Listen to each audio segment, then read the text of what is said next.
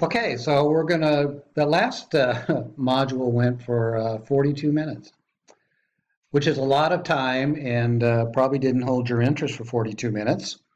But this next one here is quite a bit shorter, and we're basically going to go over this total cost of ownership um, template, which is available from reshoringinitiative.org. And you can look at this online as well too. Just simply go into that website and uh, kind of scrolling through it. And if you're interested in it, then by all means, give it a shot. Uh, I think what you see about this is different than when you talk about network location models is the geopolitical things, the currency issues, the various environmental factors that need to be considered when you're making a decision to locate, whether it's offshore, onshore, or near shore or new shore. It's a shore thing. You're going to have more than 4 or 5 variables involved to make that decision. So let's kind of go into this, and then we'll finish up this block. Okay, so there is U.S. reshoring going on. There's also offshoring going on. And so it takes a while to make a decision like this, like it does for any supply chain execution decision. It's a capital investment. It is a big deal, and it takes time to do it. And so it's not a decision that you're going to reverse quickly. So you want to put the analysis time into it, and it does take extensive analysis once you start to understand um, the risk aspects of it, and you've done a risk management flow chart, process flow, to understand where your risks are, and you assign some level of risk to wherever those risk points are. So we're seeing nearshoring. We're seeing it's primarily going to Mexico. It still remains quite popular versus the U.S. We're seeing nearshoring to Canada. GE went to Canada. They went to Canada primarily because Canada offered the EXIM bank financing, which the U.S. ceased to offer. So there are reasons to go to certain countries near us for different kinds of reasons. This happened to be the one for GE. Now that Canada signed an agreement with Europe, this could very well become even more popular. We're seeing, as I mentioned in the last block, China is starting to relocate and nearshore its capacity into Southeast Asia. So Vietnam, Thailand are becoming key manufacturing sites for China. And so that, again, extends your supply chain. Even though your contract manufacturer's in China, his supplier may very well be in Vietnam. And so you run into this issue of slave labor. You run into environmental issues and all these kinds of things that are attracting attention um, uh, throughout the world.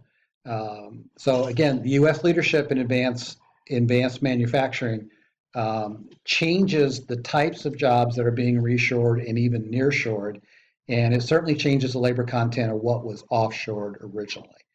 And so we're seeing this in the robotics market, which has shown tremendous resilience in terms of M&A.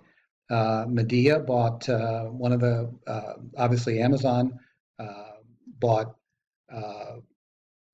the robotic company, and then Medea just bought KUKA, Kuka, which is a German robotics company. And so there's a lot of interest now in how much of this are we going to let go.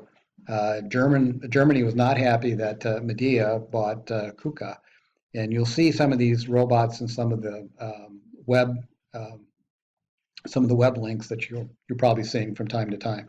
And one of the fastest areas in which robotics are showing up is going to be logistics. It's primarily in the e-commerce space, where if it's a repetitive type thing, it lends itself to a robotic solution. And the cost of robotics is coming down dramatically, and the number of players in it, they're in it, many times financed by venture capitalists to sell it. So I mean, it's a whole different paradigm now than what it used to be. Okay, so it is an economic development strategy. We talked about this just a little bit. and if there's a good, strong, favorable business condition, a skilled workforce, and an incentive, so you have these things here. You have a market, you have a workforce, and you have government participation. Then you're going to be more open to reshoring, and you have stability.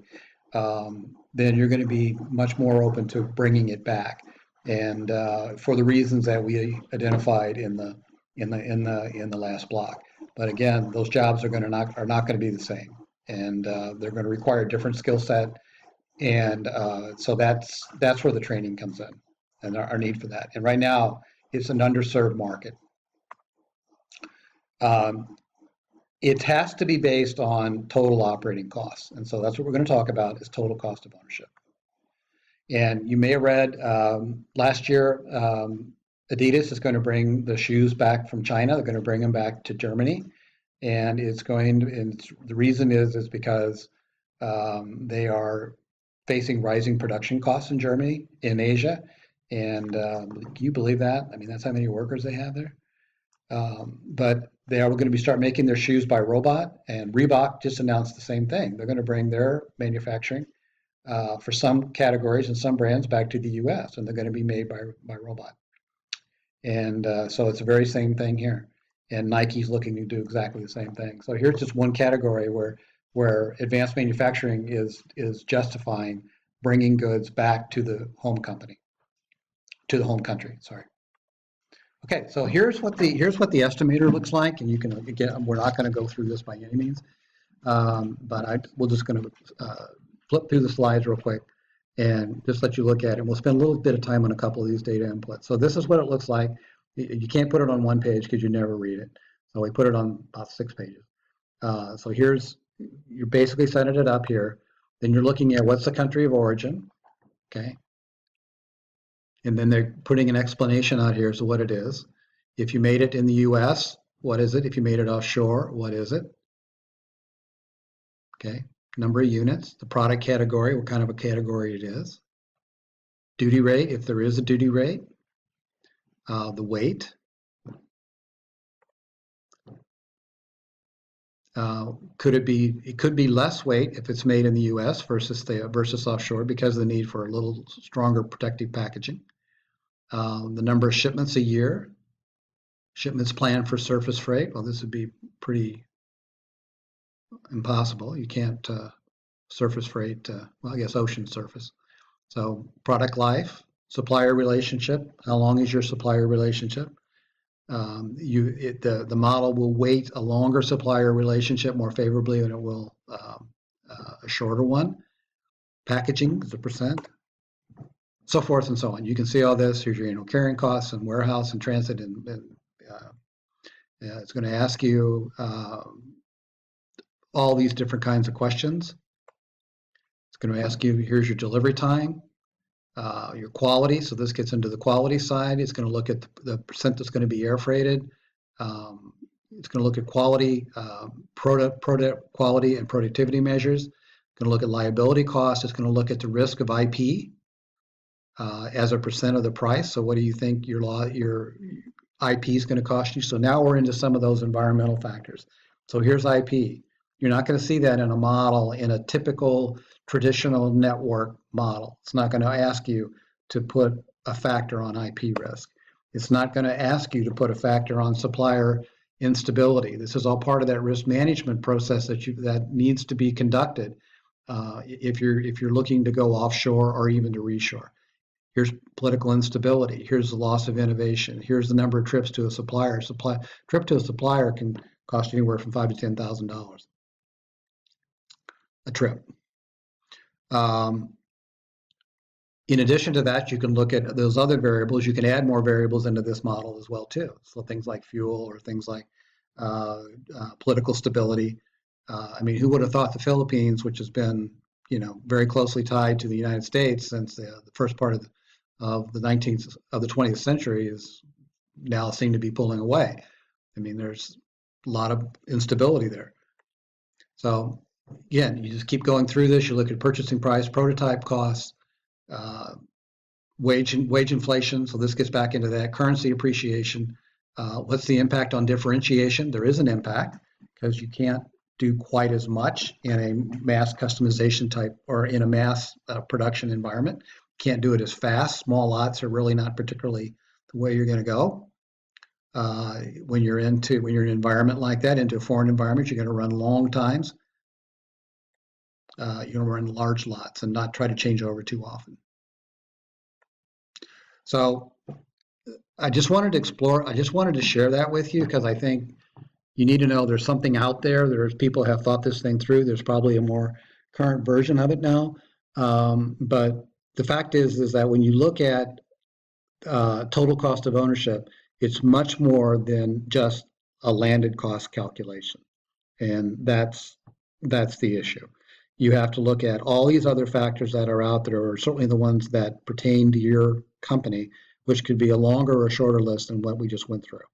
But just to be aware that what didn't happen is that was not done when we offshored originally back in the 70s and the 80s, and when it really peaked for a lot of companies in the late 70s and the early 80s. There was such a movement there. So what we're seeing now is this whole domestic market where there's presence in foreign countries, the manufacturing capacity that's there, whether it's JV or whether it's owned, is being converted to serve that domestic market. So you're going to have, there's a good possibility you're going to have to bring it back or take it to another country. So if you are, what country is that going to be? And you need to evaluate that in a very, very careful manner, and looking at all the things that we've learned since the first time that there was this mass exodus. We've learned a lot, and so you need to make sure you're covering that, and that's the whole purpose of this. Is total cost is not landed cost. It's much more than that. So we have two cases. We have one on called the end of lien, which is a very interesting case. I think it's case 21, and then we have a case on Flextronics, which is one of the big PC board contract manufacturers, and does a lot of work as a tier 1 supplier. So I think you find that interesting as well. And we'll put some notes in on both of those, and everybody have a good week.